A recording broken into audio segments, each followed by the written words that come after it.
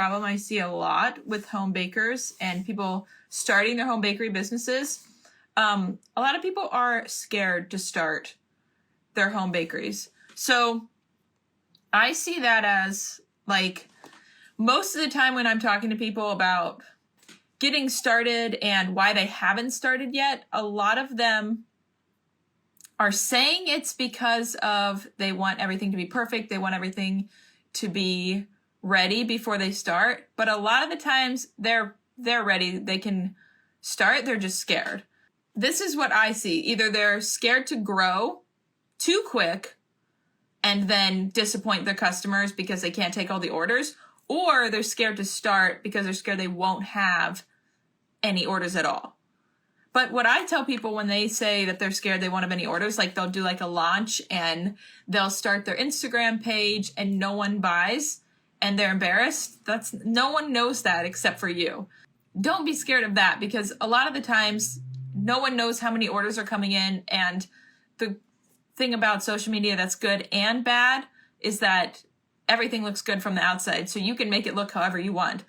So if you do a launch and no one buys, just take note of everything you did and do another launch and change things and make them better. Like, no one's going to know. You don't have to be embarrassed because no one's buying, because you're the only one that knows that. Started a little over a year ago. Been going since 2008. Nice. I started 6 years ago, but it's going really slow this year and I'm scared that it's crashing.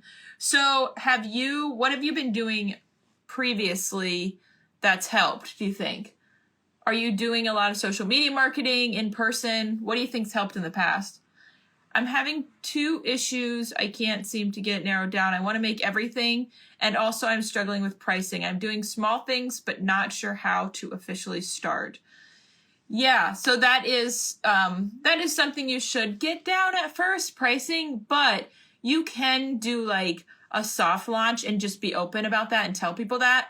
And then when you're sure about your price after baking them for a little bit, you can do like the official launch and raise your price.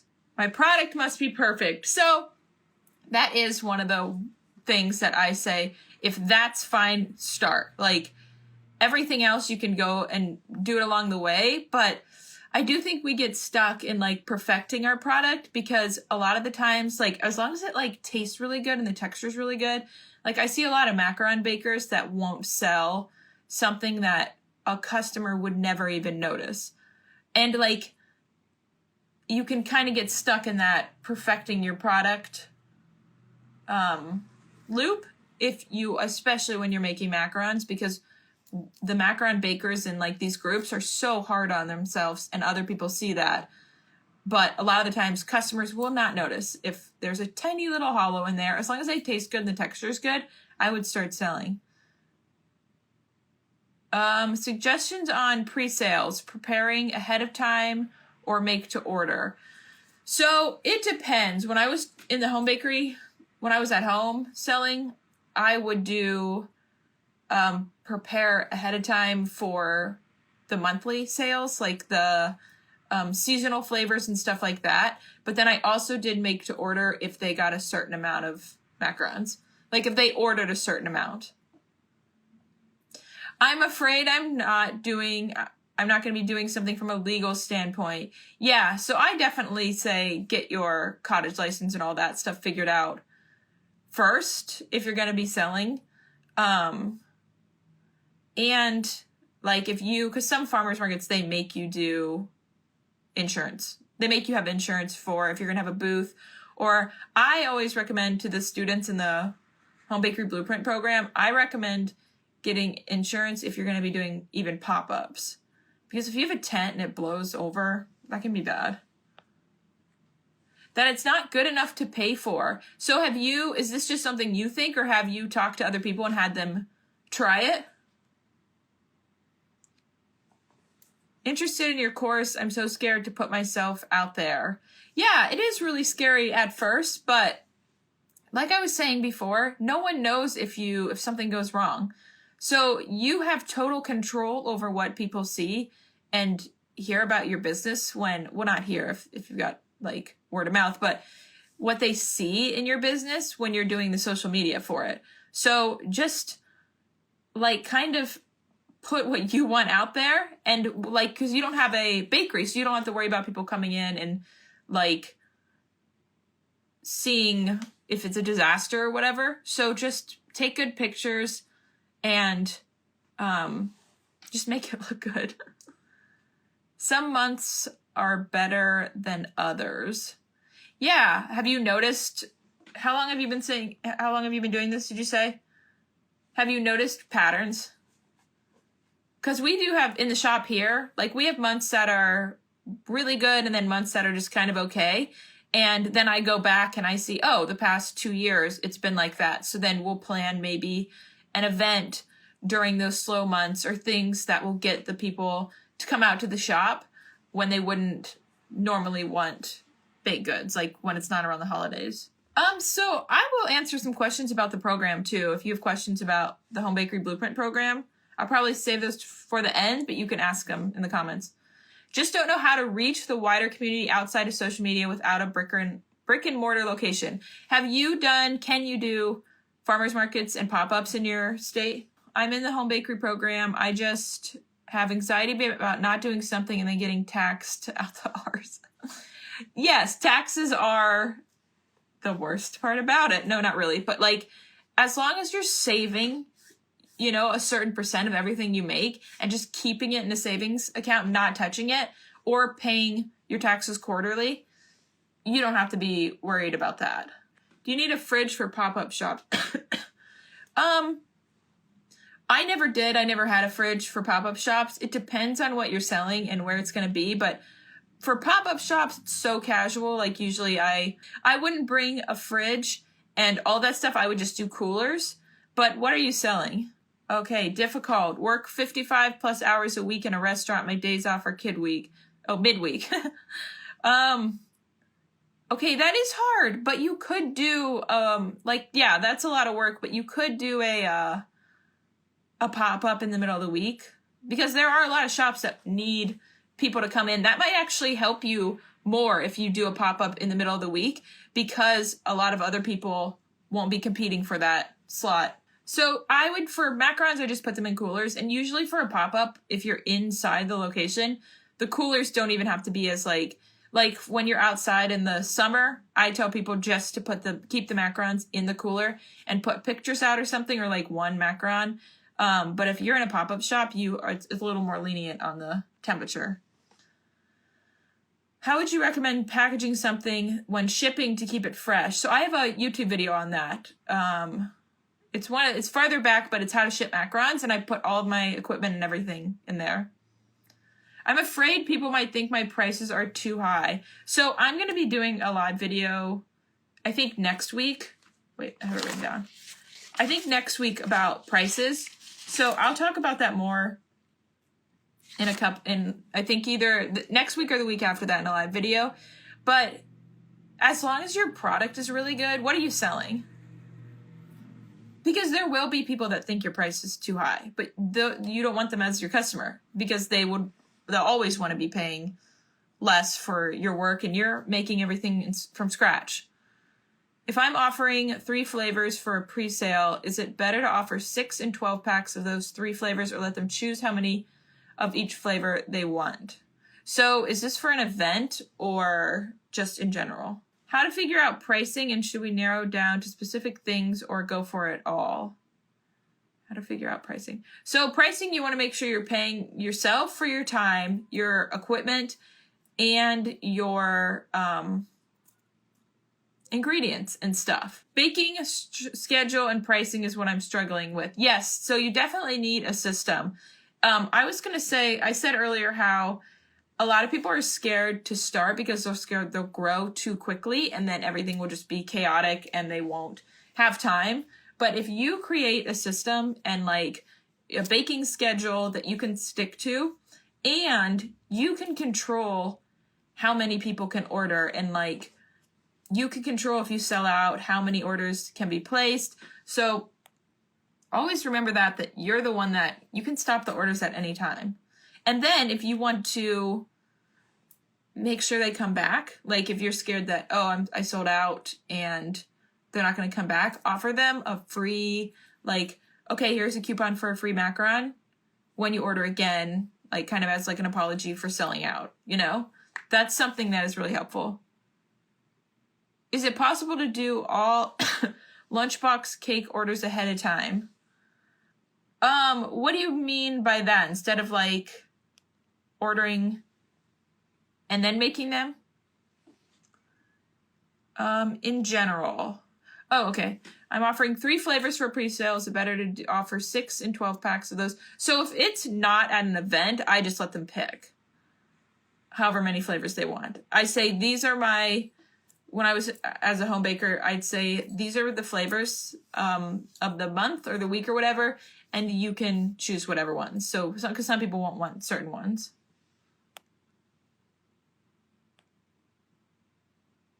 How to take professional looking photos. So I'm actually doing a live video about that tomorrow. Let's see. I used 2 white cake boards for my background and my phone. And I bet your pictures look great. Like, that is exactly what I did. I used a marble contact paper on an old Amazon box and then a poster board as a reflector. I'm scared to start for financial reasons. Like, you don't have enough money to buy the products to get started. I'm afraid to start because I think people would not like my products. So have you had anyone try them, or is this just what you think? I would definitely have put out samples for my friends and family. Anyone that will be honest with you, I would have them try it and then just keep improving it until... That's the great thing about being a baker. There's so many good recipes out there in so many different ways to improve your product that, I mean, if your product tastes bad, it's usually an easy fix. I mean, I literally give you recipes. I'm literally giving you my recipes. I'm 100% sure those taste good. So if you're worried about someone not liking your product, just start with those and sell with those. Like, that's what I tell people in the Home Bakery Blueprint program. Like, I will give you the recipes, I'll teach you how to make macarons, and show you how to open the shop. Like, there's no excuse for why you can't start.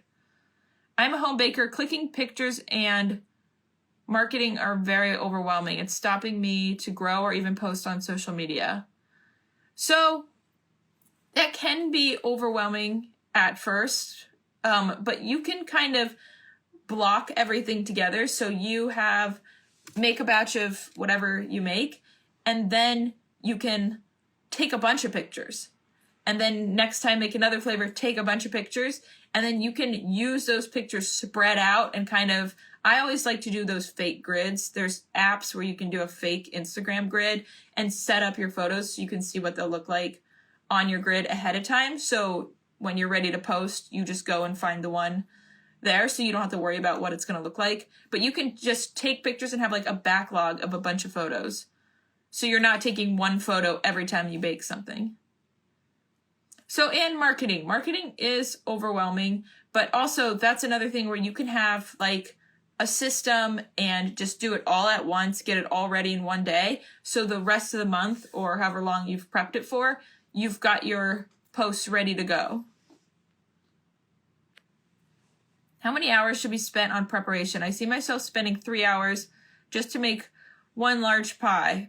So that depends on what you're making. Like, 3 hours for a large pie. How much do you charge? Okay, let's see. Like scheduling a system for preparing the orders. No, sorry. Like scheduling a system for preparing the goods for orders, just like you said. Yeah. Like if you kind of like block certain time off for doing certain things instead of doing it as you go. Like, okay, I made a batch. I'm going to take a picture and post it on Instagram. Take a bunch of different, like I always say, put them in a bunch of different poses and take a bunch of different pictures and then scatter those out throughout the year even. And you can reuse photos. Like go through my Instagram and look at the photos I've used. I reuse photos all the time. And I've taken like, and usually most of them are from like, all of my photos are like from like 5 different photo shoots I had. And then I just make a big batch, take a bunch of pictures and save them and schedule them for different times. Same with like marketing stuff. Schedule it all for one day for your whole month of content and just get it all done. And then you have it so like you're ready to go. You don't have to, even the caption you can have ready. What are some strategies I can do to get more of my ideal clients? So figure out where your ideal clients are and what they're doing and be there. Like, are they people that go to hair salons a lot? Are they going to certain shops a lot? Like, do pop-ups at the places where your ideal clients are going to be and just get out in front of them. Will your picture advice video be saved and posted? Yeah, I'll save all the lives and post them on my feed. Yeah, I try to donate stuff to major events to get my name out there. That's a great way to like get out into the community as well. Just for like church groups, community events, anything where you can like donate your stuff. I make perfect donuts and everyone in my family loves them, but I'm scared if other people would love them or not. I think they would love them. If your family loves them, if you love them. Also, you could give out samples to random people and ask them to maybe on your Instagram account, if you have a business account or if you have personal, but it would be better if it's people you don't know. You could say like, I'm doing a giveaway for 10 people to try my baked goods, and you just need to fill out the survey at the end on how, like, what could be better, what's good, and just get feedback. You are so pretty. Thanks. Okay, I have problems with marketing too. What have you been doing so far? In fact, everything is ready to start a home-based bakery business, boxes and everything. Do it. You said you do donuts? What state are you in? Pricing is also so daunting. So that is something you can kind of figure out on the way, but is a little more serious than the other stuff. So I would like look around, see what other people are charging in your area, and then do like a soft launch and sell them for that price. And then if you notice that, wow, I'm not making any money doing this, raise your price. So I would just start with kind of what everyone else is doing, and then you could always raise your prices. Can you give links for reasonable yet good tools, equipment, etc.? For macarons or baking, or what kind of stuff? Do you think making so many videos of me decorating my cake can increase my audience on Instagram, like behind the scenes? Yes, I do, especially if they're reels. The reels with the trending audio, I think, will be very helpful for that. A lot of people like watching. What if you don't have many followers? That's okay. I mean, 100 followers is a lot, even. Like, that's 100 people that are following you.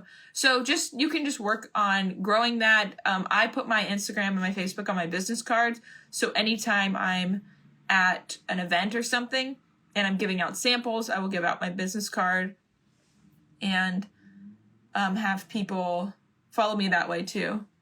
Oh, Sean says your name out there with business cards, flyers. I agree with what Michelle suggested. Yeah. Okay, let's see. Facebook and Instagram for baking.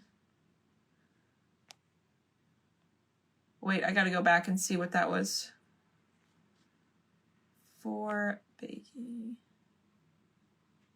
So, is that what you've been doing so far to market your business?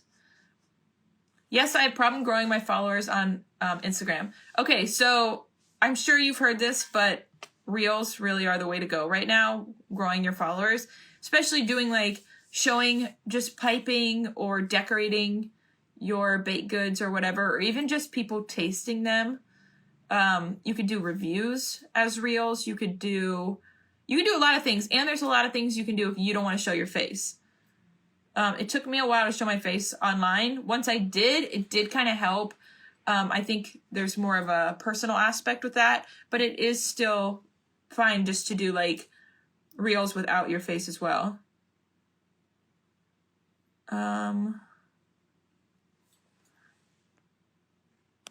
Yeah, so I would focus on video right now on Instagram. Could I get away with just having an Instagram page and, okay, no Facebook? So I was just talking about this with someone recently. It depends on your audience. I get a lot more orders from Facebook, but I have a lot more like interaction and stuff and people sharing on Instagram. But a lot of my customers come from Facebook. It kind of depends. If you have an older audience, it's going to be more Facebook, but that's changing. More people are on Instagram now, even if they're older. So I found that more older people are on Facebook, and it's kind of just more, not serious, but it seems like people would place orders there and they won't as much on Instagram. And if you want to apply for the Home Bakery Blueprint program, there's a link in my bio on Instagram. If you're on Facebook, you can go to my website and there's a link that says Home Bakery Blueprint up at the top. But if you're on Instagram, try to just go to Instagram and you can go into my link in my bio. I just did my first reel yesterday while my daughter was visiting from Colorado and helped me. What was it about? What did you do, macarons?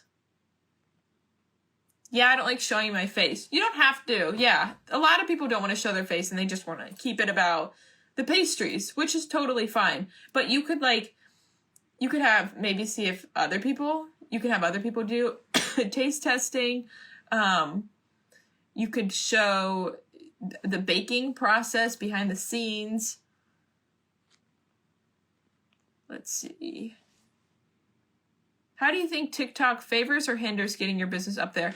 I always think the more you can do, the better. I know that sounds awful because we're already doing a lot, but I mean, TikTok, if your videos are looking good, unless they're like really, really bad and like showing a complete mess, I don't know, even that might go viral, who knows? But I think it definitely helps it. But as long as you're not taking your TikTok videos and putting them over to Instagram, you're doing separate ones. Like you're making sure the TikTok logo is not on the Instagram video. I have a problem with my target market. I sell near a university and also sell at a rich neighborhood and my prices are different. Afraid my business will have a bad pricing system and confuse clients. So I wonder if you can have a certain, like, do you notice if there's a certain product that sells better at the university that is also a lower price? Or are you selling, what are you selling?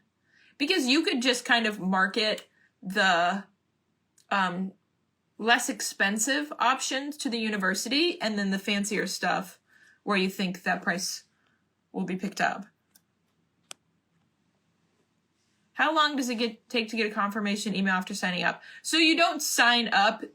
That's a link to the application. And then I go over the application and we look over that. And then you will get some more information sent to you if you're accepted or if you're accepted to move on to the next steps. And then you will get, when did you fill out the application? So fill out the application. Then if everything looks good on your application, you'll get an email from me with more details about the course. And then I'll tell you, message me on Instagram once you've read through this. And then I'll kind of ask you a couple more questions and then say if it's a good fit or not.